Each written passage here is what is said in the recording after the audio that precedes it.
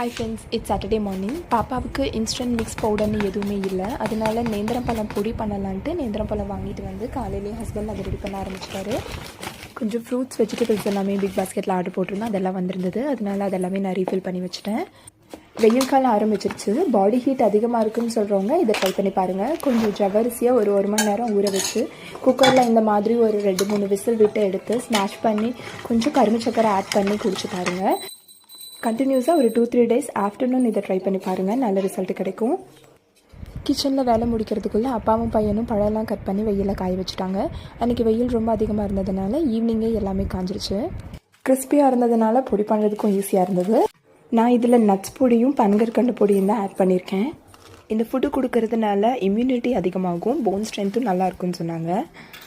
Evening கொஞ்சம் வெயில் கம்மியானதுனால பையனை கூப்பிட்டுட்டு வெளியே ரிலாக்ஸாக வாக் போகலான்னு சொல்லிட்டு பாப்பாவுக்கு ஃபுட்டு ரெடி பண்ணி வச்சுட்டு வெளியில் கிளம்பிட்டோம்.